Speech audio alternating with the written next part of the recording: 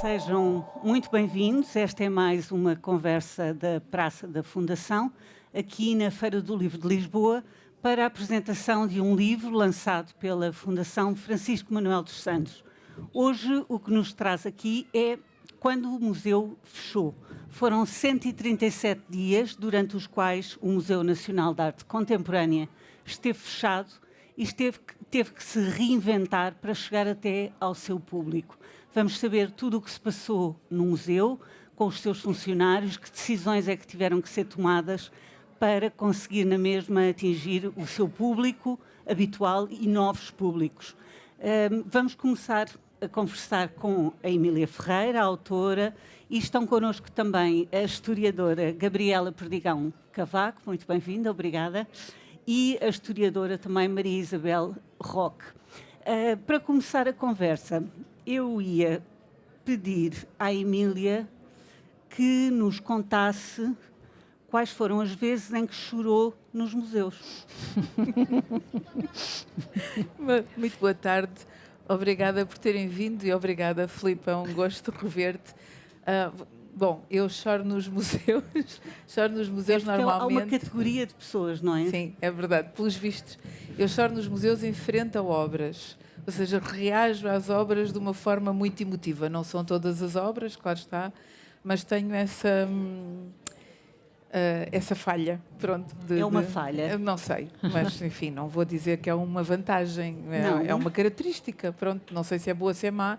Para mim é muito emotivo e, portanto, reajo emotivamente assim.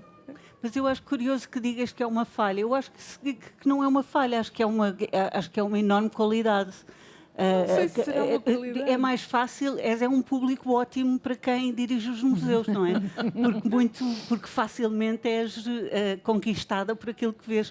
Bem, enfim, depende das obras, depende não é? das obras, sim. Mas sim. Aquilo que é muito bom e que tu gostas, que tem um impacto muito forte em ti. Tem um impacto, sobretudo, eu acho que nós nos museus vamos sempre também à procura, não é sempre, mas com frequência vamos à procura daquilo que já conhecemos, não é? E o impacto entre aquilo que nós imaginamos, aquilo que nós já vimos muitas vezes nos livros e que finalmente encontramos na realidade, essa diferença é tão grande, tão impactante, que é isso que se torna muito emotivo. E é um encontro que é quase como um reencontrar alguém que nos é próximo. E é muito emotivo, mexe por dentro. Queres dar um exemplo? A primeira vez que isso me aconteceu foi com os painéis de São Vicente de Fora, por exemplo, em arte antiga. Depois disso já tive vários episódios, desde as mulheres correndo na praia do Picasso até à Starry Night do Van Gogh. Portanto, depende muito. São peças com as quais nós temos uma relação à distância, uma relação de paixão, porque as fomos encontrando nos livros, porque as fomos imaginando, e às vezes é porque a peça... Porque penso, por exemplo, com os painéis eu pensei que já os tinha visto antes, e depois vi-os reproduzidos imensas vezes, e pensei que não iam bater. E quando os reencontrei ao fim de uns anos, bateram de uma forma muito particular. E... É muito humbling, é estúpido se eu me lembrar da palavra em inglês, mas não, torna-nos humildes, porque na realidade é como se nós não soubéssemos nada e a obra impõe-se-nos de uma forma muito concreta e pronto, são muitas variáveis e muitas variantes. Sim. A Gabriela é a coordenadora do Gabinete de Extensão Cultural do Museu da Presidência da República. Já fui. Enfim, estou desatualizada, Gabriela. O que é que está a fazer agora? Não, eu fui durante muitos anos coordenadora do Gabinete de Extensão Cultural. Entretanto, estive durante 5 anos na Casa da Cerca, com a direção da Casa da Cerca, em Almada, que é um centro de arte contemporânea que tem vários espaços culturais em Almada. E agora estou há 3 meses num espaço que, é muito recente, pronto, já que foi dirigido pela Emília e que eu herdei, que fazia parte do Museu de Arte Contemporânea e que neste momento tem uma direção independente e que é a Casa Museu Dr. Anastácio Gonçalves, aqui mesmo, muito próximo. Muito bem. Sim. Mas estive muito ligada aos museus e à educação e estava a ouvir a Emília e estava também a ligar a esta parte da educação e da extensão cultural, que são espaços tão...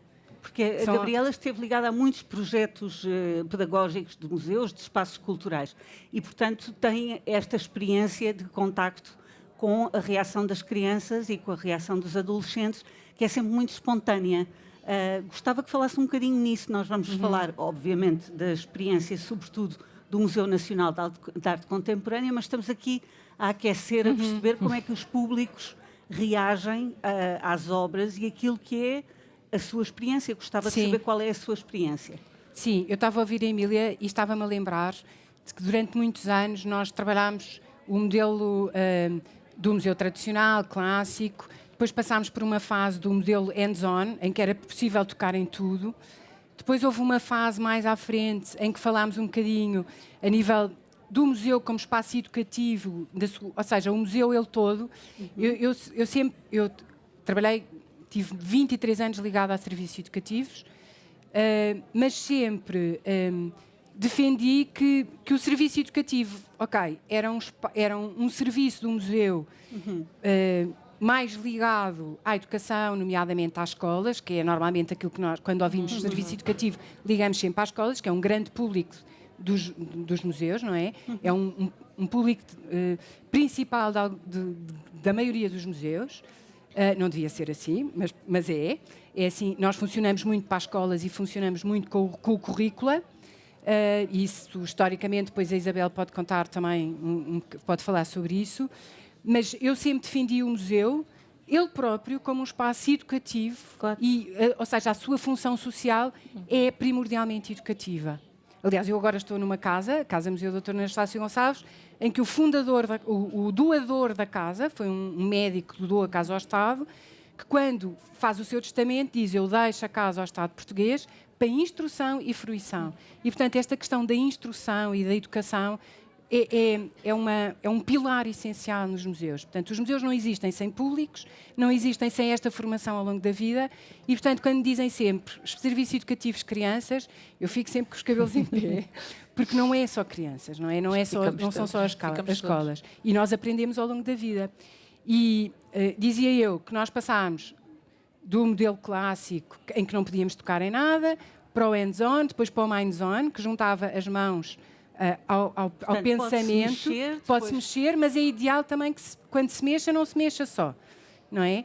Eu estava-me também a lembrar aqui da questão da Emília dizer dos espaços de emoção e estava-me a lembrar de uma peça que me emocionou muito quando eu a vi fora do país. A tiara da Dona Amélia, que é uma tiara de estrelinhas, que eu vi no Quirinal, em Roma, li maravilhosamente exposta, como nunca estaria em Portugal. E essa tiara tem umas estrelinhas que têm umas molinhas por trás, que quando a rainha andava tremiam e, portanto, faziam um estrelato, não é? Faziam brilho. E ali estavam expostas numa vitrine que de vez em quando vibrava e a tiara... E eu emocionei-me imenso. Primeiro porque era uma peça portuguesa que estava em Roma e nós temos sempre esta questão de quando estamos fora, se há qualquer coisa que liga ao país, nos emocionamos. E depois ali porque estava tão bem exposta... que me emocionei completamente. E nesse museu mesmo, que é o Museu da Presidência da República em Roma, não é?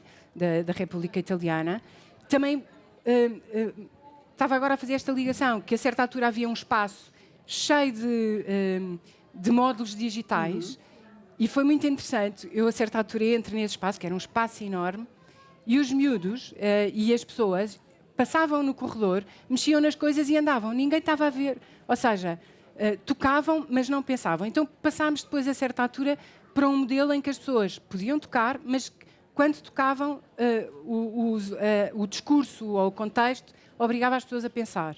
E hoje em dia nós falamos muito do Museu Arts On, daquele museu que nos toca e transforma.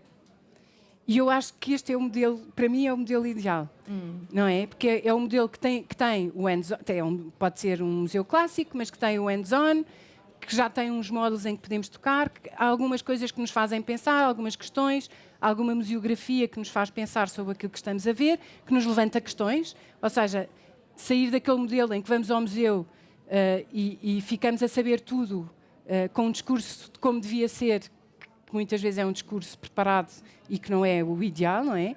Mas agora nós vamos aos museus e há muitos museus que nos levantam questões, que nos emocionam, que nos transformam de alguma maneira e que nos fazem sair de lá a pensar e a questionar tudo o resto, não é? E de facto, para mim, os museus, em termos da sua função social e educativa, devem ser museus deste género. E tenho, ao longo da minha vida, trabalhado muito nisso. Isabel, na história, a Isabel é doutora em História, tem especialização em Museologia. Ao longo da história da museologia, obviamente, e tal como a Gabriela estava a dizer, foram-se alterando as formas de expor as peças e de contactar com o público. Este exemplo de que vamos falar é um museu fechado pela Covid e que tem que fazer uma abertura à reinvenção. Como é que enquadra esta experiência na história que conhece da museologia? Bem, digamos que a história dos museus, que começou no século XVIII, com o princípio de tornar a arte, que até aí estava na posse de privilegiados, ao dispor de toda a sociedade, partiu de um pressuposto, é que bastava ver para conhecer. De facto, aí começaram a aparecer grandes aglomerações de peças, havia quase, e enfim, faz parte também do conceito estético da época, o horror ao vazio, que se vai manter na primeira metade do século XIX, e, portanto, as salas eram carregadas de peças. Como vemos nos Uffizi, não é? Sim, exatamente. E o que não está completamente desadequado este conceito de que basta ver para aprender. Ou seja, nós conhecemos também pela repetição dos padrões. Repare, se nós formos, por exemplo, ao Museu do Louvre e encontrarmos aquelas salas que estão supercarregadas de cerâmica grega, fundo vermelho com figuras pretas ou ao contrário, nós, de facto, passamos por ali, vamos vendo, e há uma coisa que nós aprendemos, que é o reconhecer esse padrão. Ou seja, podemos não saber muita coisa acerca da cerâmica grega, mas passamos a saber identificá-la quando nos encontrarmos face a ela. Isto numa primeira fase. Depois, começamos a dar valor à individualidade das peças e, portanto, as peças começam a ser distribuídas no espaço, mas com intervalos que nos convidam ao silêncio, que são como a pontuação num discurso. Atua dessa maneira, portanto, aí já permite o maior contacto, um contacto direto entre o visitante e aquela peça, aquela obra. E durante muito tempo foi a qualidade da obra que imperou nos princípios da museologia, na preocupação dos museus. Era necessário preservar essas obras que ali estavam. Essas obras têm uma carga da história, têm a carga da memória que é coletiva e, portanto, é nesse sentido que deve ser preservada. Neste momento e nas últimas décadas, a atenção tem-se estado a desviar do objeto para o indivíduo. Ou seja, mantém-se a preocupação com a segurança e a preservação das peças, mas percebeu-se que isto é muito efêmero, é muito artificial se ficar só por aqui. Há uma passagem do Fausto de Goethe que nos conta que quando ele se viu face à herança que o pai tinha deixado, ele percebe que aquilo na realidade não lhe pertence.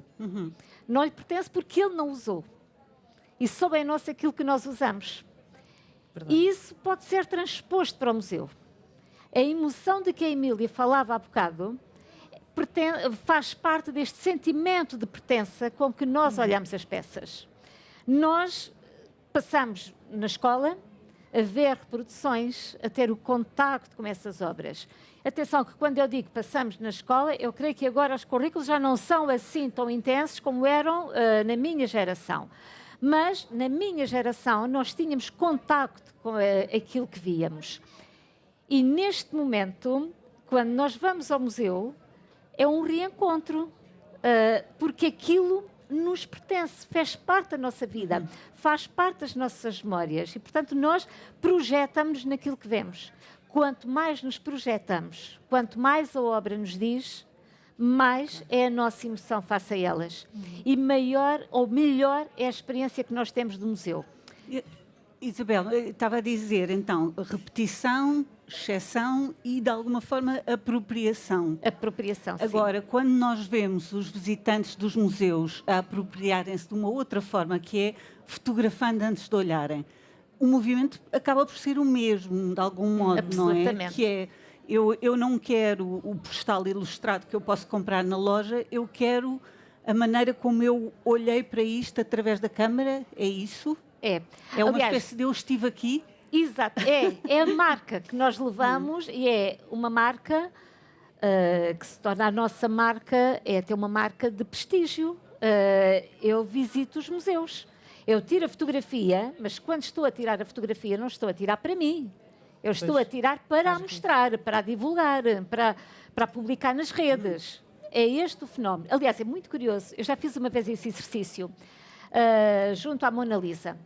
Em que eu não estava propriamente interessada a ver o quadro, estava muito mais interessada em ver a reação das às vezes pessoas. é interessante ver as cabeças, não é? Absolutamente, as cabeças e até ver como é que as pessoas olham para o quadro. E Isabel, na vai verdade, mudar agora, não é? Vai mudar Vão agora, a forma como exatamente. isto- Aliás, até é curioso o arranjo museográfico que, entretanto, a Mona Lisa Passou a teve ter, sim. e que a transforma quase como que uma peça de altar. Há ali uma sacralização da obra e isto é uma estratégia de marketing também que mexe com o nosso subconsciente. Nós aproximamos e aquela imagem tem algo de sacralidade, está afastada, tem até várias barreiras, não é permitido o contacto direto e até o contacto visual neste momento está restringido. É claro que isso vai acabar, esperemos que com uma boa solução, mas a nossa forma de olhar agora para as coisas é esta maneira muito efêmera, mas que tem a ver com a maneira como nós agora olhamos para o mundo.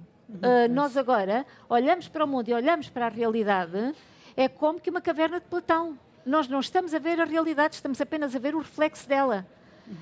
E por isso exatamente, e é por isso que nós hoje em dia já banalizamos tanta coisa que nos devia chocar e que não nos choca.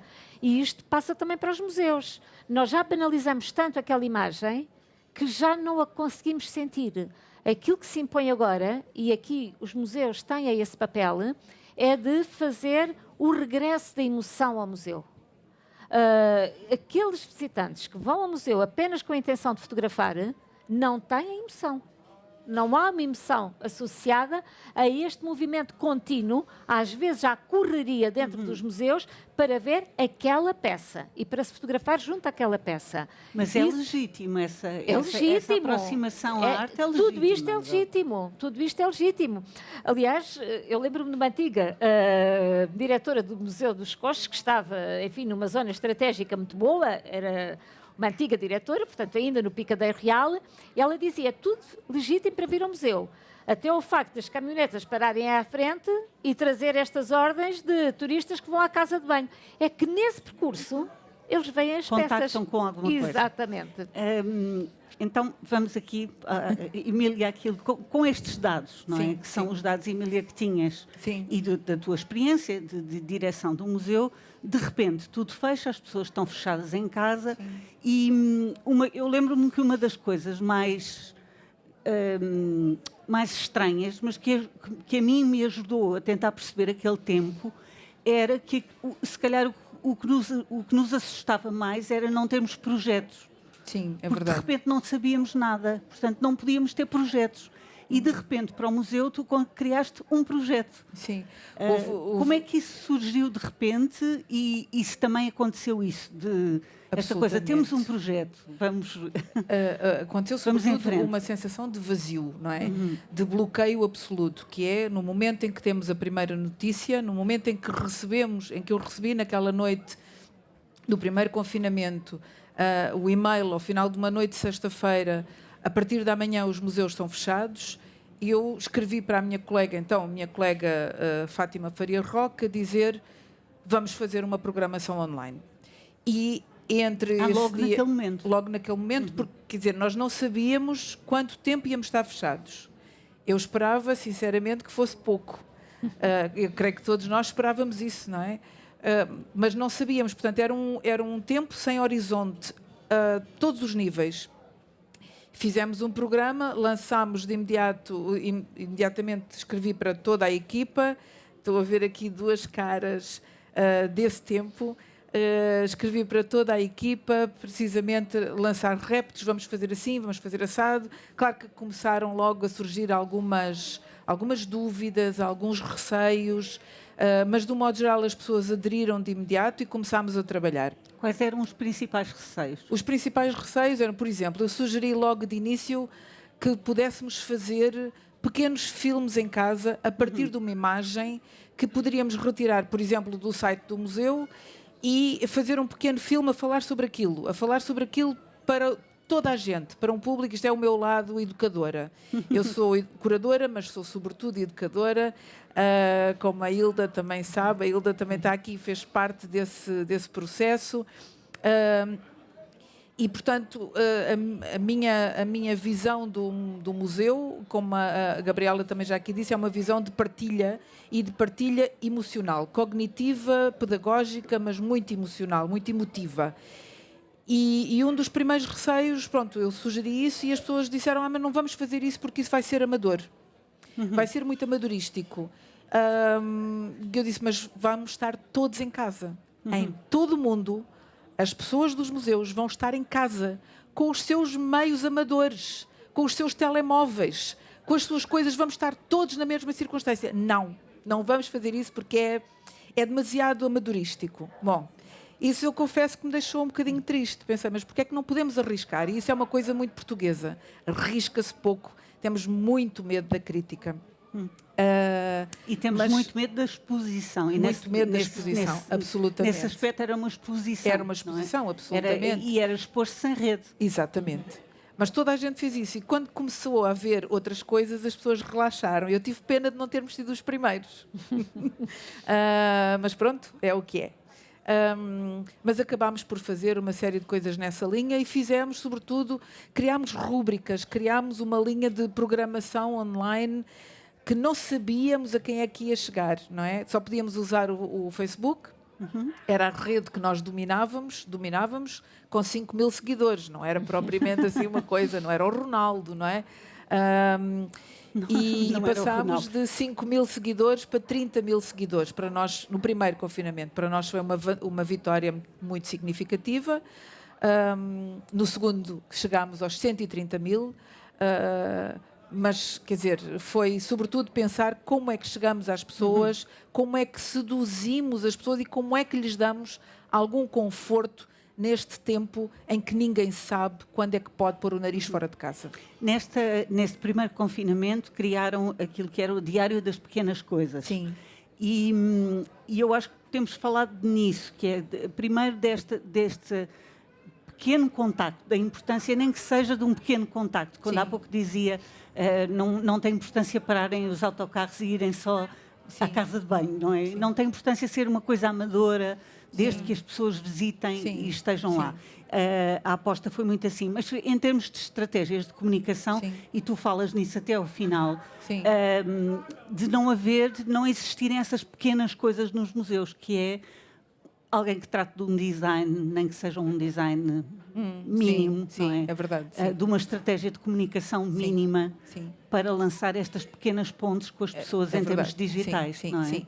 Não, nesse aspecto nós estávamos bastante desfavorecidos em relação a outros museus internacionais que têm realmente grandes meios, mesmo que as pessoas estejam em casa, teriam seguramente uma rede, da mesma forma que nós tínhamos aquela pequena rede, os outros teriam uma rede habilitada cientificamente, ou seja, se um museu como o Prado, que não é apenas um museu, é um dos maiores museus do mundo, não é?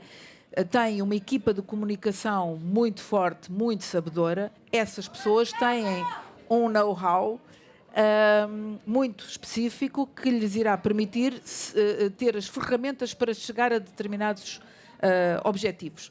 Nós fazíamos tudo em navegação à vista, porque justamente nenhuma de nós era da área da comunicação naquela altura. A Fátima tinha essa formação, mas não estava a trabalhar nessa área há algum tempo.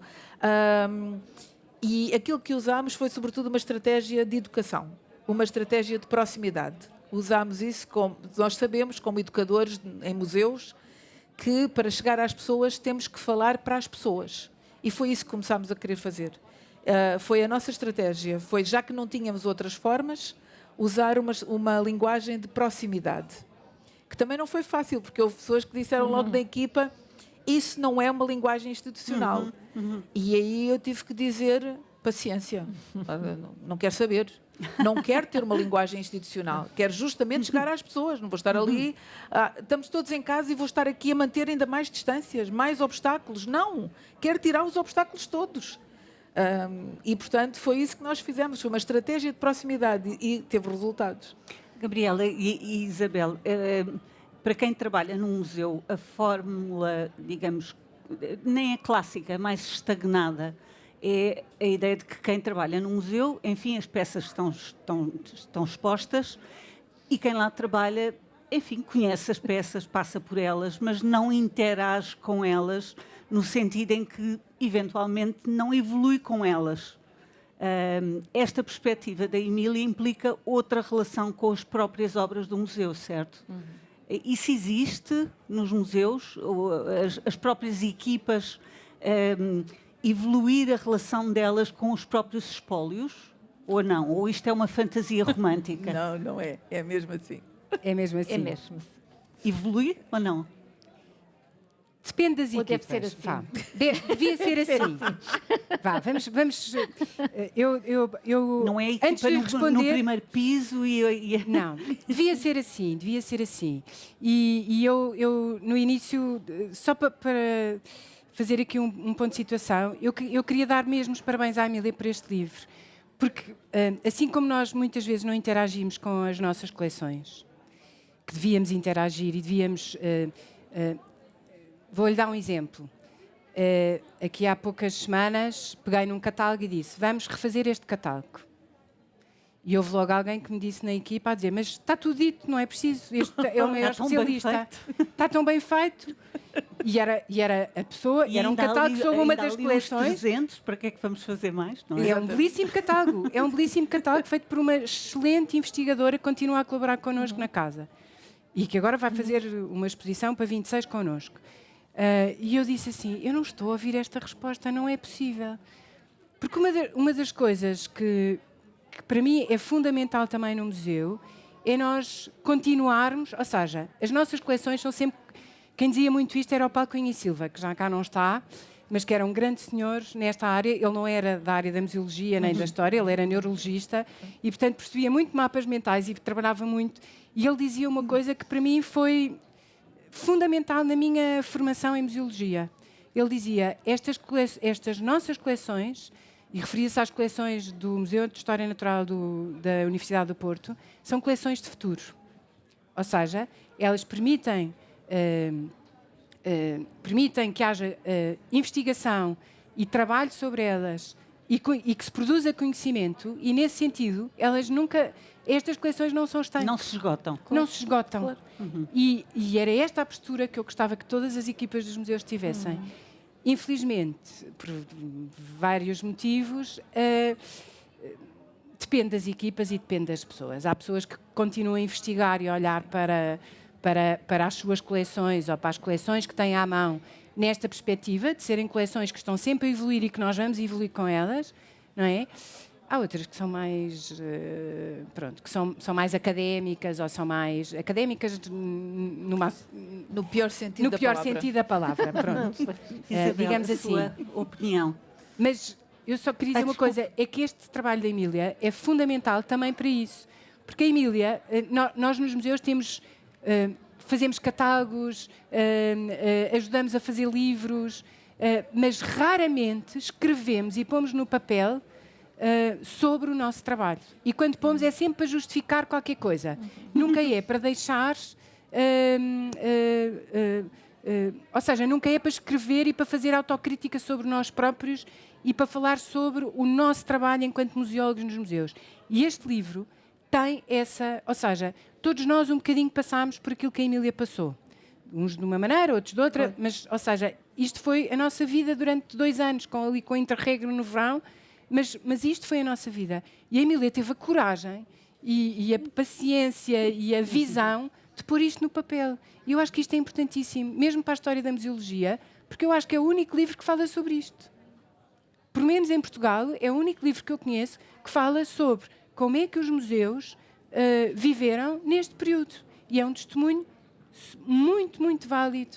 E eu queria lhe dar os parabéns. Obrigada, E muito bem Gabriela. escrito. Desculpem, mas eu tinha que dizer isto. Eu já agora vou pegar exatamente nestas palavras da Gabriela. Uma das coisas que este livro tem de muitíssimo interessante é que é um livro para todos lermos. Não é um livro destinado a um público... Especialista. Não é de todo. É feito numa linguagem corrente, até com alguma subjetividade, mostrando exatamente as dúvidas, as perplexidades, os receios e também as conquistas. E esta maneira de escrever na primeira pessoa é muito interessante. Mas quando estava a falar das coleções, e eu vou aqui retomar depois a este ponto, é que as coleções de facto são uma obra aberta. Têm, como qualquer obra, é aberta. E é aberta porque todos nós temos uma perspectiva diferente, temos uma relação diferente com aquela peça. Temos também linguagens diferentes e falamos linguagens diferentes. E, portanto, aquilo que me seduz a mim pode não ser aquilo que a seduz a si. Nesse aspecto, esta questão da linguagem dos museus, que deve ser cada vez mais uma linguagem inclusiva, e se nós lermos a grande parte dos catálogos, dos roteiros, até das tabelas dos museus, até dos textos que lá estão, o texto não é inclusivo. O texto é para mostrar, e mais uma vez aqui uma imagem de prestígio, neste caso até de um prestígio académico, de quem sabe e de quem está a dar uma lição àqueles que estão ali a ver. Como é que seria um texto inclusivo? Desculpe, Isabel. Um texto inclusivo seria um texto que se adaptasse à linguagem de todos nós, que fosse transversal, que pudesse cativar e que pudesse informar tanto o especialista, porque nós não somos especialistas de todo, somos só especialistas numa pequena porção do saber, numa pequena fração do saber. Aí nós poderemos ser mais ou menos especialistas, mas somos absolutamente ignorantes na maior parte das matérias que estão expostas no museu. E isso atinge-nos a todos. Há coisas de que eu posso estar familiarizada com os museus, mas não com o conteúdo deles. E aí eu preciso que alguém me seduza para gostar daquelas peças. Sedução é a palavra certa. Absolutamente. Eu quero ser seduzida para esse encontro. Aquilo que a Emília fez, ou que o Museu de Arte Contemporânea fez, foi seduzir os visitantes, aproveitar aquela época em que estávamos todos com medo, em que estávamos todos muito ansiosos, sem grandes perspectivas, mas seduziu-os e seduziu-os através de uma linguagem muito clara, muito direta, muito coloquial até. É isso que nos aproxima dos museus, é isso que nos faz sentir integrados. Se nós nos sentirmos integrados, aliás, a Emília fala da grande emoção que houve depois, quando o museu reabriu no segundo confinamento, com as pessoas que lá foram ver o Grupo de Leão. Exatamente. O Grupo de Leão sempre lá esteve. A maneira de ver é que foi que completamente mudou, diferente. Mudou. Sim.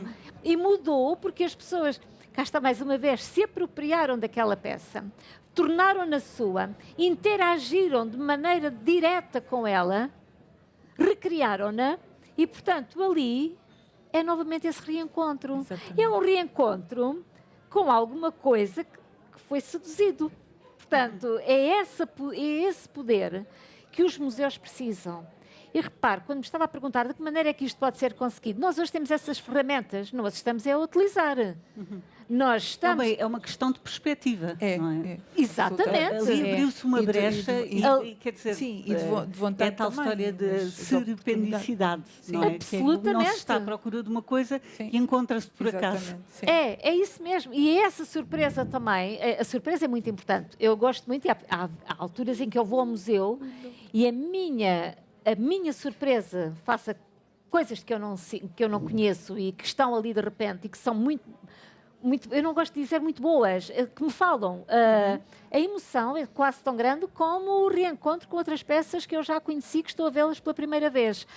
Mas esta possibilidade que o museu tem hoje, e nós aqui e provavelmente irão concordar comigo ou não, mas nós não estamos a investir na transformação digital. Pois não. A comunicação que a Emília teve com o museu teve dificuldades porque nós ainda não a tínhamos conseguido. O que os outros museus internacionais já tinham era um enorme manancial de conteúdos que puderam utilizar nessa altura. Sim. E nós Conteúdos e continuamos, aliás, se repararmos, acabou, e o que a Emília fez não foi uma transformação digital, foi uma comunicação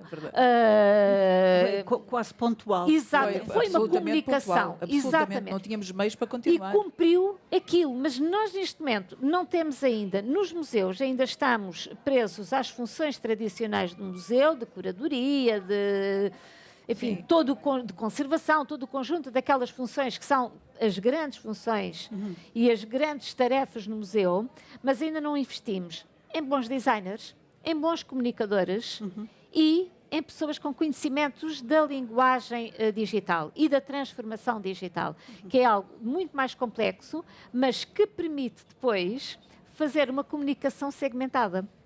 Eu tenho os conteúdos o mais completo possível, mas a maneira como se disponibilizam ao público é faseada, é segmentada. Cada um vai à procura daquilo pelo qual tem interesse e vai avançando na procura e na pesquisa de acordo com os seus interesses. Exatamente. E aí todas as perspectivas são possíveis. Tem a Mas ver também isso- com uma questão de património, não é? A ideia de que Sim. quando se disponibiliza uma coleção em termos digitais, ainda existe um pouco a ideia de que vamos perder, se isto estiver online, as Vamos pessoas perder a não aura, vêm. mas não se perde a lado- aura. Não se Sim. perde a aura. E este exemplo do Grupo de Leão é Sim. disso uma prova que eu acho muito forte. É que ele foi mostrado digitalmente, mostrou-se a reprodução. A aura de que o Benjamin falava era, de facto, aquela aura face à obra original. Mas, Posso dizer se uma nós coisa depois nos encontrarmos com essa obra original, a noção da aura é ainda mais forte, porque já tivemos a absolutamente, sim. preparação para o conhecimento. Portanto, eu não vejo isto como uma ameaça, Mas acho como é uma outra forma de uma chegar lá. outra forma de ver também. Nós, no caso, posso, Filipa? Sim, claro. No caso do Grupo do Leão, foi digamos que a tempestade perfeita. No primeiro confinamento, numa das alturas em que tive de ir ao museu por razões comuns do trabalho, mesmo naquelas alturas em que tínhamos de pedir autorização para nos deslocarmos entre concelhos, fui lá e de repente ao passar para o meu gabinete, tinha que passar mesmo em frente ao Grupo do Leão e tive daqueles ataques de choro. De repente percebi que tinha muitas saudades do Columbano, em particular daquela obra que mostrava um grupo de amigos à mesa, que era uma coisa que nós não podíamos fazer. E no segundo confinamento, como tivemos, eu falei com o nosso principal mecenas e consegui que eles concordassem em termos um apoio mecenático para convidar 2 artistas para trabalhar connosco durante aquele período. E um deles trabalhou precisamente, fez propostas de desenho para toda a gente. A ideia era passar técnicas básicas de desenho que fossem sendo complexificadas ao longo das semanas e eram dirigidas sobretudo às crianças. Depois percebemos que até havia adultos também a segui-los e a fazer o trabalho de desenho connosco. Mas, a partir de determinado momento, era o Nelson Ferreira, eu pedi ao Nelson que ele passasse a trabalhar também elementos da coleção e, sobretudo, o Grupo do Leão. E depois fizemos um desafio, lançámos um desafio online, dado que nós estávamos nessa altura a usar o YouTube do Nelson, o canal dele, que tinha muitos seguidores. Nós chegámos a mais de 45 mil seguidores em todo o mundo e lançámos um desafio que era as pessoas fazerem a sua própria representação do Grupo do Leão, ou seja, quem sentariam à mesa com eles hoje. E pedimos que nos enviassem aquelas peças em tamanho A4, nas técnicas que quisessem. Bem, enfim, toda a gente nos mandou aquilo e nós fizemos uma exposição de serviço educativo em frente ao Grupo do Leão. E a Hilda fez inúmeras visitas com estudantes que lá foram e depois os miúdos chegavam lá e, de facto, tinham estado a aprender sobre o Grupo do Leão. Tinham estado lá. E, de repente, estavam lá Outra forma. de facto. E, portanto, essa relação foi muito importante. Criar relação. A sedução é sempre uma criação de relação. Ainda há bocado estava a ouvir-vos falar naquela questão de fotografar só para dizer estive aqui. É aquela coisa das listas, não é? Been there, done that. Fazem aquele check, check, check, check, já vi. é mais do que isso. Aquilo que os museus desejam é que possam servir de espaços realmente cognitivos, mas sobretudo também emotivos, de crescimento, de surpresa, de inquietação, de perplexidade perante o mundo, e que sejam espaços de tempo. E o tempo é fundamental. O tempo, como dizia a raposa para o príncipezinho, foi o tempo que passaste com a tua rosa que tornou a tua rosa tão especial. É esse tempo que nós queremos nos museus, que as pessoas criem relação. Não é? É isso que faz com que depois, quando regressamos a um museu, eu sempre que vou ao Prado vou visitar os meus amigos. Posso ver outras coisas, mas os meus amigos são o Velázquez, o Goya, e depois, pronto, posso visitar outros. Mas os meus amigos são o Velázquez e o Goya.